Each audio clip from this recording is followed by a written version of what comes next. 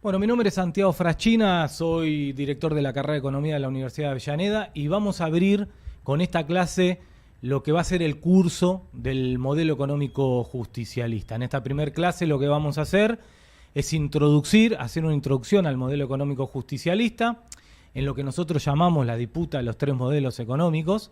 Y en la segunda clase, que la va a dar Delfina Rossi y Lucas Gobo, van a ver cómo ese modelo económico justicialista y estos tres modelos se aplicaron más en la historia económica argentina. La idea es, justamente como dije al principio, poder diferenciar lo que llamamos el modelo neoliberal financiero, que vamos a ir explicándolo, que es lo que está aplicando en la actualidad Milei, y después diferenciarlo en los dos modelos alternativos de nuestra perspectiva que se enfrentan a ese modelo neoliberal financiero, que es el llamado desarrollismo, así llamado por Frigerio en la época de Frondizi, y lo que nosotros defendemos, lo que nosotros apoyamos, que es justamente el modelo económico justicialista, que se aplicó obviamente entre el 46 y en el 55 bajo la presidencia de Perón, que se aplicó también en el 73-74 con lo que se llamó el Pacto Social de Helbar, con el retorno de Perón a la presidencia, y después en el último periodo donde se aplicó este modelo económico justicialista, fue obviamente en el gobierno de Néstor Kirchner y Cristina Fernández de Kirchner entre el 2003 y el 2015. Pero empecemos a entender las características de estos tres modelos para después, reitero, en la segunda clase que dará Lucas y Delfina van a profundizar muchísimo más de cómo estos tres modelos se aplicaron en la historia económica argentina y cuáles fueron y terminaron siendo sus resultados. Como dije al principio, hoy en la actualidad estamos transitando el cuarto gobierno o el cuarto intento de la aplicación del modelo neoliberal financiero. Este modelo que está aplicando Milei tuvo su primera experiencia con la dictadura cívico-militar en el 76, donde el ministro de Economía fue Martínez Dios, que diseñaron y aplicaron por primera vez este modelo neoliberal financiero. Obviamente, en términos políticos, el intento de la dictadura cívico-militar fue el mismo intento que Aramburu después del golpe del 55, que era desperonizar la sociedad argentina. El diagnóstico de Aramburu era que, prohibiendo toda la liturgia peronista, que fue el decreto que sacó Aramburu, donde no se podía cantar la marcha peronista, donde no se podría decir Perón, Evita, entre otras cosas, donde se prohibió el Partido Justicialista, solamente con eso iba a desperonizar la sociedad argentina. Y la verdad que eso le fue un boomerang para Aramburu, porque lo que generó la prohibición del peronismo fue justamente el fortalecimiento de lo que después se conoció como la resistencia peronista y que permitió esa lucha de los compañeros y compañeras durante 18 años que pudiera regresar Perón del exilio y pudo volver a ser presidente de la nación. Con el golpe del 76, sobre todo Martínez Dios, pero también la dictadura cívico-militar, tenían claro el diagnóstico que para desperonizar la sociedad argentina se necesitaba, más que prohibir la liturgia, como pensaba Aramburu, era destruir el mismo modelo económico argentino. Y entre otras cosas, destruir la industria nacional. Porque si había industria nacional, hay trabajo, si hay trabajo hay movimiento obrero, si hay trabajo hay sindicalismo, y si todo eso crece, obviamente el peronismo también crece, porque como todos sabemos el movimiento obrero es la columna vertebral del peronismo. Entonces, ¿cuál era el diagnóstico de Martínez Dios? Desindustrializar la economía nacional, que quiebre la industria nacional, que aumente la desocupación, poner al sindicalismo y a la clase obrera a la defensiva, porque obviamente con un modelo que genera desempleo pone al sindicalismo a discutir empleo y no salario, y obviamente eso complementado con el terrorismo de Estado.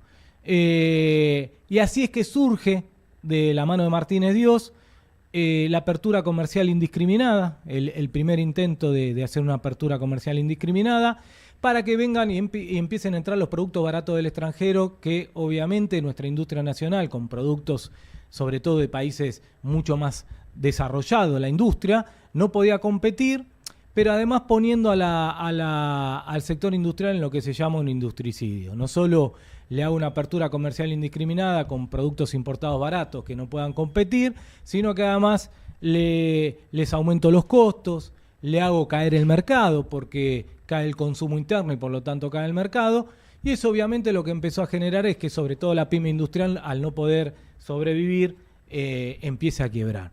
Y a partir de ahí comienza el proceso de desindustrialización de la economía nacional, con lo que decíamos anteriormente, de la mano de la desindustrialización viene el desempleo, porque obviamente la industria es mano de obra intensiva, genera puestos de trabajo, y con el crecimiento de la desocupación, la pulverización de los ingresos de los argentinos, el aumento de la pobreza, la indigencia y la concentración del ingreso. Ahora bien, a los grupos económicos locales, sobre todo, había que proponerle un negocio alternativo, si ya no va a ser el industrial. ¿Qué le propongo para que hagan negocio plata mientras se desindustrializaba la economía nacional? Y ahí nace por primera vez lo que llamamos el modelo neoliberal financiero, que el negocio para los grupos económicos locales va a ser justamente generarle negocio financiero, que después esos negocios financieros lo que van a hacer es materializarlo. ¿Qué significa materializarlo? Transformarlo en dólares. La dictadura cívico-militar lo hizo con 3 medidas. Una es la apertura de la cuenta de capital de la balanza de pago, es decir, permitirle a los grupos económicos, es decir, permitirle a todos, pero particularmente a los grupos económicos locales, que se puedan endeudar en el extranjero y que puedan sacar la plata de la Argentina, es decir, fugar capitales. Antes todo eso estaba controlado por el Banco Central. A partir de Martínez Dios y la dictadura, eso se liberaliza. O sea que le permite a los grupos económicos locales, ejemplo Franco Macri, poder pedir un crédito en el extranjero, en dólares, traerlo a la Argentina y después fugar capitales. Después vamos a decir cómo diseñaron esa famosa bicicleta financiera. La segunda medida que hicieron fueron la reforma financiera en el año 1977, que entre otras cosas hicieron 2. Una, prohibirle al Banco Central con la idea de que la inflación es un fenómeno monetario, como sostiene hoy Milei, le prohibieron al Banco Central poder financiar el déficit fiscal.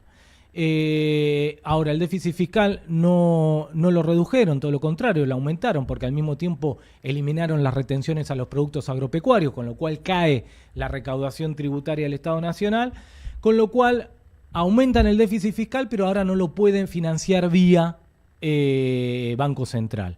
Y al mismo tiempo lo que hace la reforma financiera es liberalizar la tasa de interés de los bancos, es decir, permitir a los bancos que fijen la tasa de interés que quieran.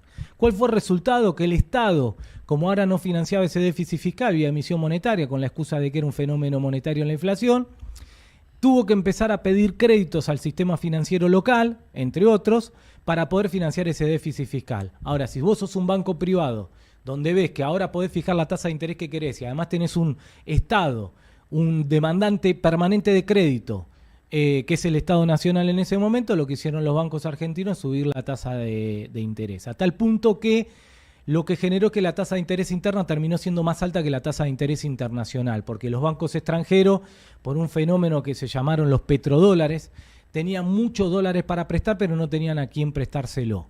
Entonces tenían una tasa de interés, la tasa de interés internacional era baja, porque reitero, teníamos un sistema financiero internacional fuertemente líquido a partir de los famosos petrodólares con la conformación de la OPEP en el 73 y una tasa de interés interna muchísimo más alta que la internacional. Y la última medida que hizo Martínez Dios para generar este modelo neoliberal financiero, este negocio financiero para los grupos económicos locales, es lo que se llamó la tablita de Martínez Dios, que era un tipo de cambio fijo con devaluaciones preanunciadas. Es decir, el tipo de cambio se mantenía constante, salvo cuando te decían este viernes va a haber una devaluación de tanto de la moneda nacional. Es decir, todos ya sabían cuándo se devaluaba y el porcentaje de la devaluación. Obviamente, si uno une estas 3 medidas, reitero, liberalización de la cuenta de capital de la balanza de pago para que puedan pedir prestado plata en el extranjero y sacar la plata de la Argentina libremente sin previa autorización. 2. Una reforma financiera que permitió que la tasa de interés interna aumentara tanto que terminara más alto que la tasa de interés internacional. Y 3. Tener un tipo de cambio fijo con devaluaciones preanunciadas. Lo que empezó a generar es justamente los grupos económicos locales empezaron a pedir plata en el extranjero, es decir, deuda externa privada, con una tasa de interés baja. Traían esos dólares a la economía argentina, la transformaban en moneda nacional y los ponían como depósitos en los bancos, que la tasa de interés interna era mucho más alta que la internacional. Y unos días previos a que el Estado devaluara, que ellos ya lo sabían todo el mundo por la tablita de Martínez Dios, sacaban la plata de los bancos, lo transformaban en dólares y lo fugaban al extranjero. Una vez que el gobierno devaluaba, volvían a hacer el mismo mecanismo. Endeudarse en el extranjero, una tasa de interés baja, poner esa plata en moneda nacional en los bancos nacionales y previo a la devaluación sacarlo de los bancos y fugar al extranjero. Eso es lo que se conoció como bicicleta financiera. Esto es lo que le permitió a los grupos económicos locales llenarse de plata mientras la economía real se destruía, mientras los trabajadores se quedaban sin trabajo, caían los salarios y aumentaba la pobreza y la concentración del ingreso. Obviamente, todo este circuito cerró porque el único costo que tenían los grupos económicos locales por esta valorización financiera era justamente la deuda externa privada. ¿Cómo cerró todo esto? En el año 1982, presidente del Banco Central de la República Argentina, Domingo Felipe Cavallo, lanzó la famosa estatización de la deuda externa privada. Es decir, le dijo a los grupos económicos que ellos no van a pagar esa deuda que generaron y además que les generó grandes negocios y tenían mucho más plata para devolver porque habían dolarizado y fugado capitales y habían ganado en términos financieros, pero ahora todo el costo de eso lo socializaba con el conjunto de la población, por lo tanto esa deuda que era privada se transformó en deuda pública y todos nosotros, todo el pueblo argentino le terminó pagando esa deuda a los grupos económicos locales, mientras la ganancia del modelo de valorización financiera quedó en manos de los grupos económicos locales. Todo este modelo generó además un crecimiento de la deuda externa. A partir de la dictadura, la deuda externa se transforma en el gran problema de la economía argentina y para tener una idea, en el 76 la deuda externa era aproximadamente 9.000 millones de dólares. Cuando la dictadura se va, la deuda externa era de 46.000 millones de dólares, pero que además era todo deuda externa pública, a pesar que el negocio había sido privado. Bueno, esta es la primera vez que en la Argentina se aplicó lo que nosotros denominamos modelo neoliberal financiero, que consiste básicamente en garantizar que los instrumentos financieros en pesos generen una ganancia más alta que la inflación y que la devaluación. Por lo tanto, los grupos económicos locales que invierten financieramente le terminan ganando en estos modelos tanto al dólar como a la inflación. Terminan teniendo una ganancia real y una ganancia en dólares. Y obviamente todos esos grupos que en estos modelos neoliberales financieros hacen este negocio, después lo que quieren es materializar esa ganancia, significa transformar toda esa ganancia que es en moneda nacional, transformarla en dólares y fugar capitales. Por eso estos modelos se sostienen con endeudamiento externo. Este modelo neoliberal financiero, además, lo que termina generando son crisis de deuda, porque en definitiva se sostienen con endeudamiento externo. La primera crisis de deuda estalló en el 89, que fue la crisis hiperinflacionaria que le estalló a Alfonsín. Y en el 90, cuando se aplica por segunda vez el modelo neoliberal financiero con la convertibilidad, con Domingo Felipe Cavallo y con Menem y después con De la Rúa, es el mismo mecanismo. Lo único que se agregó en los 90 es que esos dólares para financiar la fuga de capitales no solo va a salir del endeudamiento externo, sino de la privatización de las empresas públicas. Pero ¿cuál era el objetivo de esos dólares que se traían vía deuda o vía privatizaciones? Financiar el negocio financiero y la fuga de capitales de los grupos económicos. Ese modelo se sostuvo en la convertibilidad, en la segunda etapa se sostuvo durante 10 años y justamente en el 2001 caímos en la segunda crisis de deuda, que fíjense que las dos crisis de deuda que generan los modelos neoliberales financieros, uno con la dictadura cívico-militar que les termina estallando a Alfonsín porque no puede resolver la crisis de deuda, dos a De la Rúa, que también hereda esa crisis de deuda de Menem y no solo no la puede resolver, sino que la profundiza, terminan con las dos peores crisis de nuestra historia, que fue 2001 y el año 89. Bueno, con Macri, después vamos a ver la disputa de los modelos económicos, con Macri se inició el tercer intento del modelo neoliberal financiero, que hoy lo está continuando Milei. Fíjense que con una característica particular, que hoy la mayor parte de la deuda no son de los bonistas privados, sino del Fondo Monetario Internacional. Pero es el mismo esquema, tratar de conseguir dólares de cómo sea, o con bonistas privados recurriendo al mercado financiero internacional, o con el Fondo Monetario Internacional, o si no, en esta nueva ocasión, a partir del gobierno de Milei, con el Tesoro norteamericano. Ahora, ¿para financiar qué en estos modelos neoliberales financieros? Como dijimos anteriormente, la fuga de capitales y el negocio financiero de los grupos económicos locales y también internacionales. Con lo cual, hoy estamos transitando, como también dijo en un documento Cristina Fernández de Kirchner, la tercera crisis de deuda, y como también dijo Cristina, que en estos modelos que se los llaman burbujas financieras, porque tarde o temprano terminan explotando, son como el yogur, porque sabemos que tienen fecha de vencimiento. Lo que no sabemos, a diferencia del yogur, cuál es la fecha de vencimiento. Sí que tienen fecha de vencimiento, y la fecha de vencimiento de estos modelos depende de cuántos dólares consigan para financiar la fuga de capitales de los grupos económicos locales e internacionales. Ahora, fíjense que en el mientras tanto, mientras ellos hacen negocio financiero, fugan capitales, la economía destruye capacidad productiva. Es decir, destruye industria, destruye producción, destruye trabajo, como lo vemos permanentemente, y genera pobreza y concentración del ingreso. Ahora bien, ¿cuáles son las alternativas a este modelo neoliberal financiero? Y ahí es cuando decimos, bueno, hay dos modelos enfrente, no uno solo.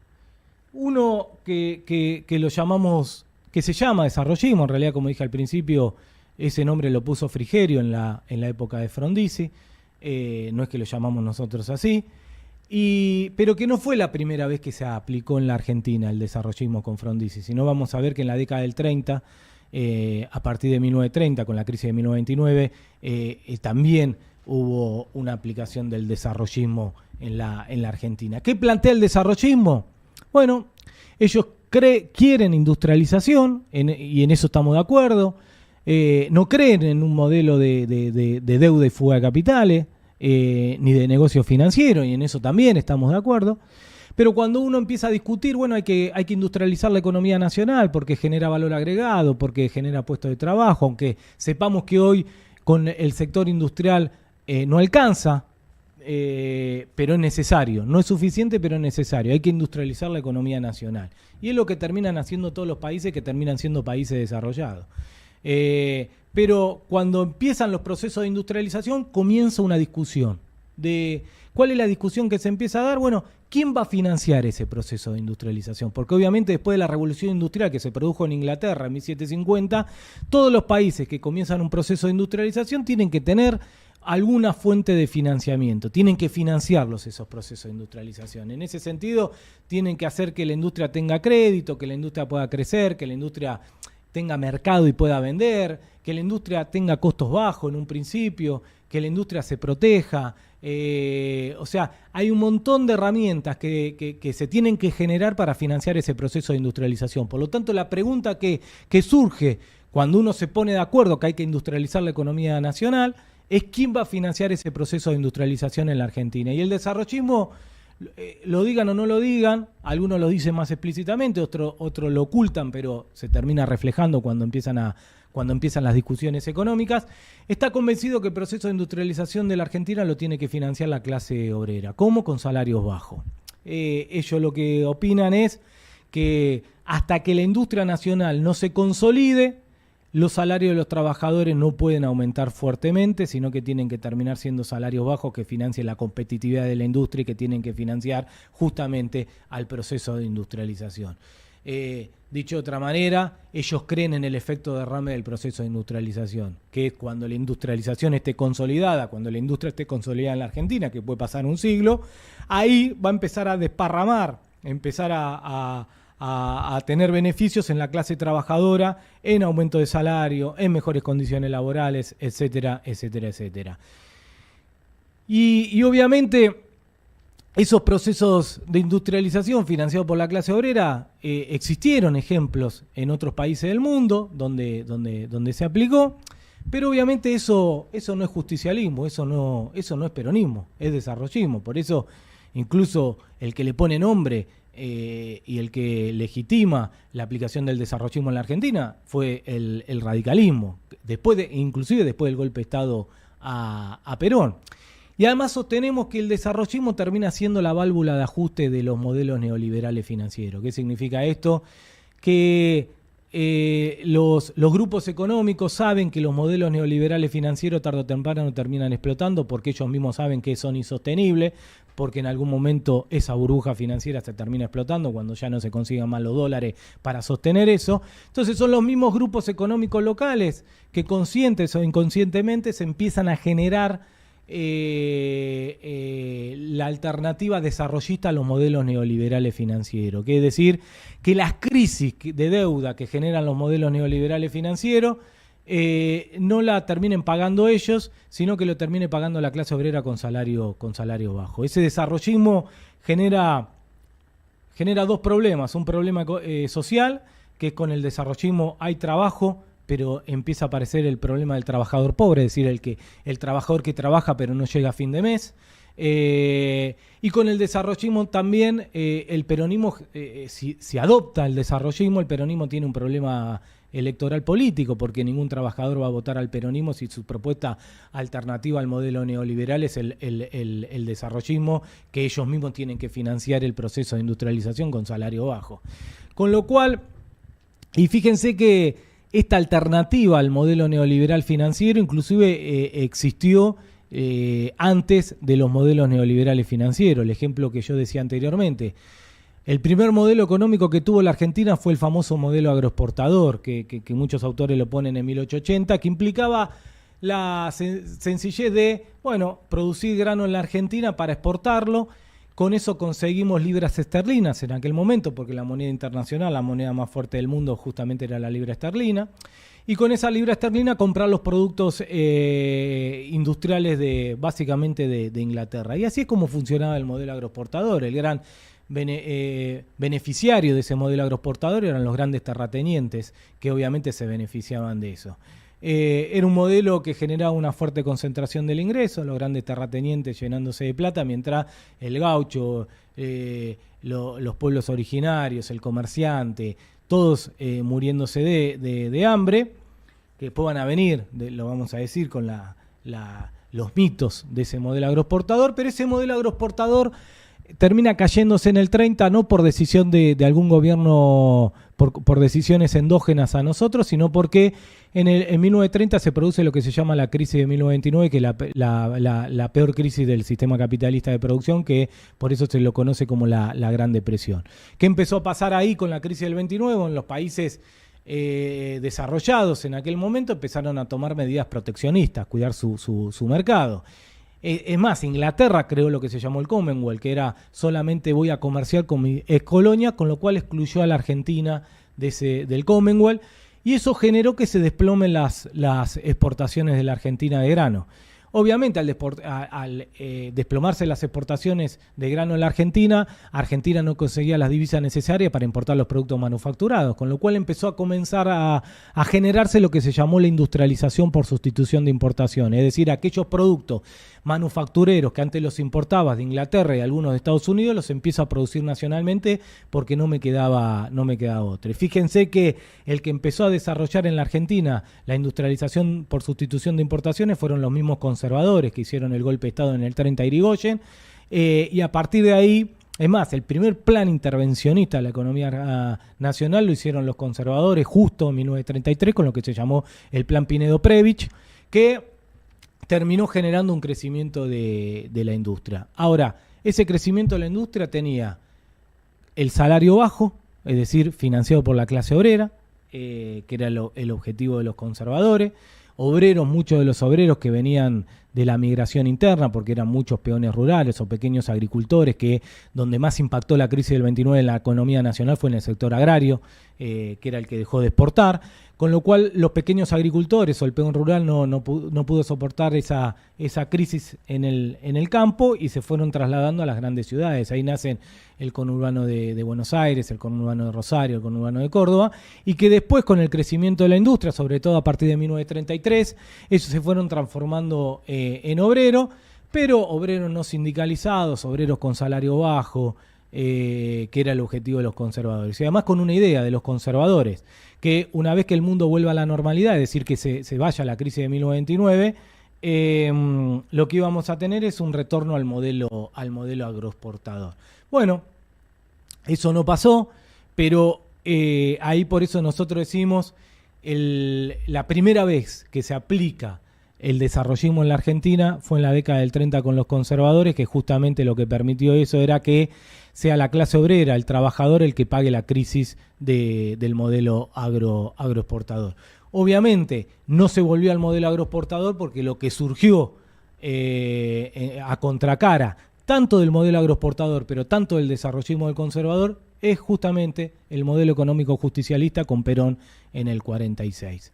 Por eso estamos convencidos que no solo el peronismo no es neoliberal financiero, obviamente, pero tampoco el desarrollista. Y que tanto el desarrollismo como el modelo neoliberal financiero son dos alternativas que tienen los grupos económicos locales para sostener su tasa de ganancia. Y que el desarrollismo termina siendo siempre la válvula de ajuste de los modelos neoliberales financieros para garantizar que las crisis las termine pagando la clase obrera y no los grupos económicos. Y a contracara de esos dos modelos está lo que llamamos el modelo económico justicialista, que justamente también quiere industrializar, como pretende el desarrollismo, también quiere que no haya negocio financiero exclusivamente, pero justamente el modelo económico justicialista lo que agrega es el concepto de justicia social. Quiero industrialización, pero no financiado por la clase obrera, porque además quiero justicia social. Con lo cual, si yo quiero justicia social, necesito que el salario de los trabajadores crezca. Y esto es lo que se propuso Perón por primera vez en la Argentina en el 46. Y obviamente ahí surge la misma pregunta. Si no es la clase obrera el que me va a financiar el proceso de industrialización, ¿quiénes son? Y ahí es cuando Perón se aplica por primera vez, es decir, bueno, la economía nacional tiene lo que se llama rentas extraordinarias. ¿Qué rentas extraordinarias? Son ganancias que tienen algunos sectores que no dependen de su propio esfuerzo, de su propia inversión. Y que es una ganancia por arriba de la ganancia normal. Es decir, un comerciante invierte, trabaja, tiene una ganancia normal, si es que la tiene, y se acabó. En cambio hay sectores, por ejemplo el agroexportador, las tierras más fértiles de la Argentina, que tienen una ganancia normal, porque es cierto, ellos invierten, producen, trabajan, pero además tienen una ganancia que no depende por cuestiones endógenas a ellos, sino por cuestiones exógenas. Si yo tengo la tierra más fértil del mundo, donde el costo de producción de granos en la Argentina es el más bajo del mundo, bueno, pero el precio de lo que producen ellos no se fija internamente, sino que se fija a nivel internacional. Hoy en Chicago. Y el precio de Chicago, de la soja, por ejemplo, se fija por las tierras menos fértiles, entre otras cosas, porque hay un componente también ahora especulativo, pero se fija por las tierras menos fértiles, porque si el precio que fija Chicago de la soja no alcanza para cubrir el costo de las tierras menos fértiles, entonces esas tierras no van a producir. Y la oferta de soja sería muchísimo menor. Entonces necesitan un precio alto, o alto en comparación al costo de producir en la pampa húmeda, para poder financiar justamente la producción de las tierras menos fértiles. Ahora, cuando van a Chicago no le preguntan de si el grano se produjo en las tierras más o menos fértiles. Es el mismo precio para todo el grano. Entonces ahí aparece una cuestión exógena de ganancia de este sector, que es yo tengo un costo mucho más bajo porque tengo la pampa húmeda y eso me genera fertilidad en el suelo, y el precio internacional es más alto al que correspondería si fuera una ganancia normal, porque ese precio se fija internacionalmente por las tierras menos fértiles. Ahí aparece lo que se llama la ganancia extraordinaria. Bueno, hay varios sectores, podemos discutirlo, pero hay varios sectores con ganancias extraordinarias. Por ejemplo, el agroexportador, como dije yo, de las tierras más fértiles, está el minero, está el financiero, está el inmobiliario, está la ganancia extraordinaria del petróleo. Bueno, hay distintas ganancias extraordinarias que tiene la economía nacional.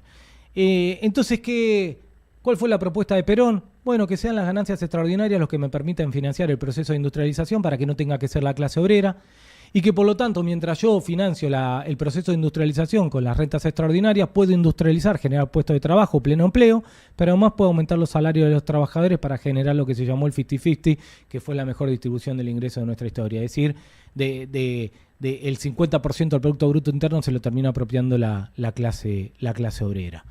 Y bueno, ahí Perón diseñó dos herramientas básicas para apropiarse de las rentas extraordinarias. Una fue el IAPI, el Instituto Argentino para la Promoción al Intercambio, donde monopolizó el comercio exterior del grano, es decir, todo el grano se lo tenían que vender al IAPI. Después Perón obviamente abastecía el mercado interno de grano para que el alimento fuera barato para los trabajadores.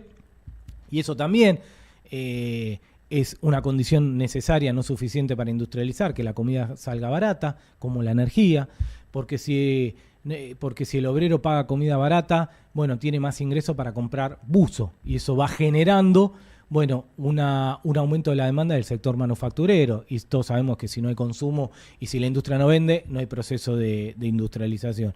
Y el otro fue la nacionalización de los depósitos bancarios del sistema financiero, que fue otra medida de Perón, que es 100% encaje, que eso fue apuntado a la renta financiera extraordinaria, y que a partir de ahí fue el gobierno nacional el que fijaba la tasa de interés y diseñaba la política crediticia. ¿Para qué?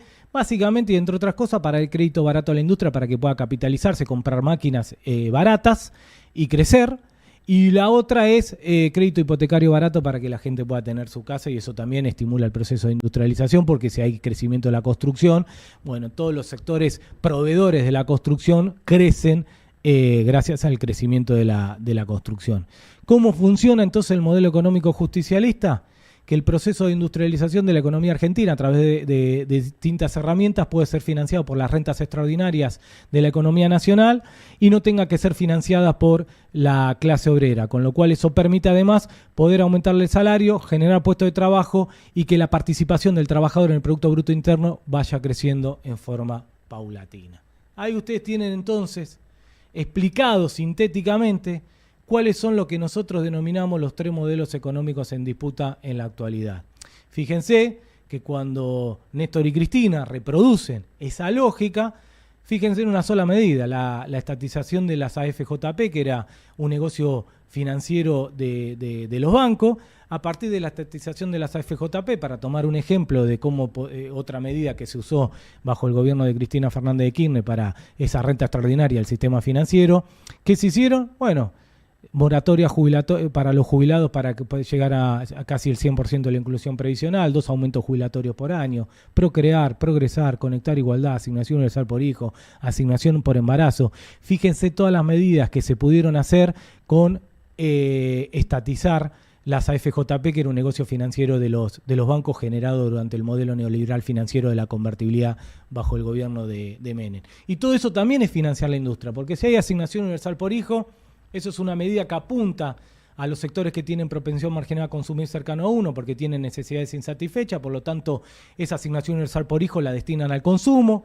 Si hay consumo, el comerciante vende, si el comerciante vende le pide más productos al proveedor, que es el industrial. Si el proveedor ve que aumenta la demanda de lo que produce, empieza a producir más, empieza a tomar trabajadores, empieza a generar puestos de trabajo, ese trabajador que percibe un ingreso también vuelve a consumir y entramos en ese círculo virtuoso. En la próxima clase lo van a ver, pero fíjense que los 3 años donde mayor participación del salario en el PBI fueron 1955, el último año del gobierno de Perón, 1973, 74 con el Plan Helvar, el retorno de Perón, y en el 2015, que fue el último año de Cristina Fernández de Kirchner al gobierno, que fue la mayor participación del salario en el PBI.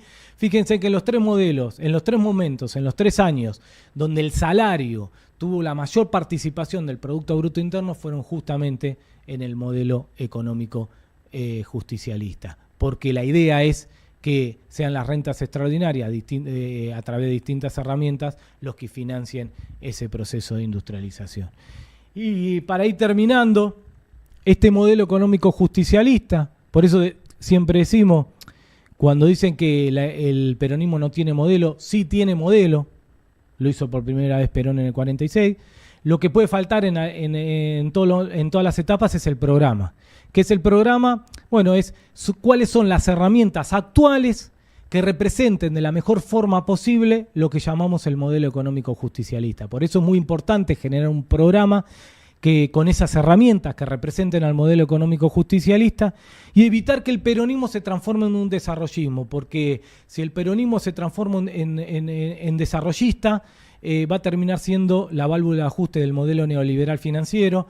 No vamos a poder representar a los trabajadores, a las pymes y a los sectores populares, y vamos a terminar siendo la rueda de auxilio de los grupos económicos locales. Por eso tenemos que trabajar fuertemente en la construcción de un programa, es decir, de herramientas actuales que representen en forma acabada lo que llamamos modelo económico justicialista, para hacer una verdadera alternativa y poder representar, que el Partido Justicialista represente acabadamente los intereses de los trabajadores, de las pymes y de los sectores populares. También hay que saber que los programas son herramientas, no son los objetivos. Y por lo tanto, como toda herramienta, en algunos momentos una herramienta me puede servir, en otro momento no me puede servir, y por lo tanto las herramientas cambian. Lo que no tienen que cambiar son los fines, son los objetivos del modelo. Es decir, en términos peronista, la independencia económica, la soberanía política y la justicia social. Esos son los objetivos finales del modelo económico justicialista. Y para conseguir eso, pues, las herramientas pueden ir cambiando, pero siempre representando los intereses y los objetivos finales de ese modelo económico. Y para ir cerrando, y después obviamente dar pie a la segunda clase, donde van a ver más en concreto cómo esos tres modelos económicos que yo fui describiendo en forma sintética se fueron aplicando a lo largo de la historia económica argentina con más detalle, inclusive cuáles fueron los resultados en cada una de sus etapas. Pero ese modelo económico justicialista tiene, en términos teóricos, dos vertientes que lo sustentan. Uno es el estructuralismo latinoamericano, que fue una vertiente más teórica. Inclusive su fundador, Raúl Prebisch, era un antiperonista, y tuvo una gran discusión con Jauretche en el 55, donde Jauretche le discutió con Raúl Prebisch.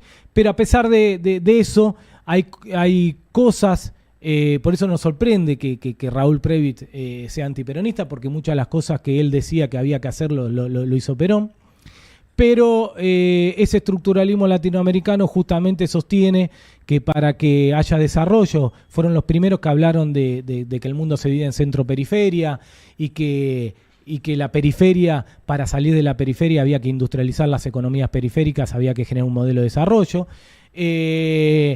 Y fueron los primeros que además sostuvieron que el principal problema de las economías periféricas son el estrangulamiento del sector externo, es decir, la falta de divisa y no el déficit fiscal, con lo cual uno de los sustentos más importantes desde el punto de vista teórico del modelo económico justicialista es justamente el estructuralismo latinoamericano, y que las tensiones que obviamente todo modelo de desarrollo, y el justicialismo lo genera tensiones macroeconómicas, estrangulamiento del sector externo, tensiones inflacionarias. Bueno, que esas tensiones macroeconómicas, que son lógicas, que obviamente hay que tratar de reducirlo lo máximo posible, pero nunca se pueden evitar totalmente, el desarrollo genera tensiones macroeconómicas, se resuelven con más desarrollo, con más industrialización, no solo con la industria liviana, sino pasando a la industria pesada.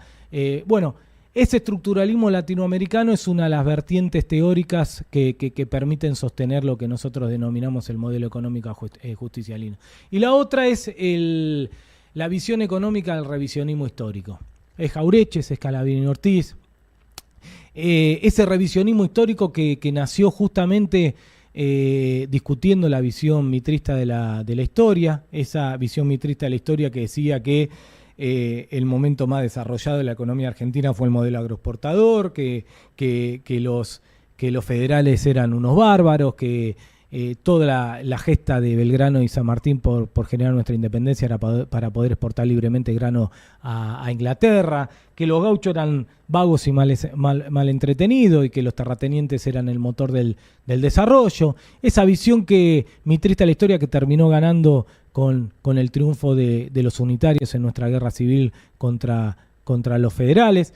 Los federales lo que le estaban discutiendo a los unitarios fue justamente para qué nos habíamos independizado, cuál era nuestro modelo de desarrollo, que teníamos que tener un desarrollo más federal, que la renta aduanera se tenía que socializar con el resto de las provincias, que teníamos que proteger el mercado interno con aranceles para que se pueda desarrollar la industria artesanal de las provincias, cosa que hizo justamente Rosas en 1935, y que implicó lo que fue la vuelta obligado, eso, el intento de la Armada Anglo-Francesa para declarar la libre navegación de nuestro río, y la batalla de vuelta obligado de 20 de noviembre de 1945. Bueno, esa visión, ese revisionismo histórico que vino a criticar justamente esa visión mitrista de la historia, tiene su vertiente económica en Jauretche, Scalabrini y Ortiz, que fueron justamente uno de los primeros que introdujeron el concepto de justicia social con la construcción de Forja a partir de 1935. La unión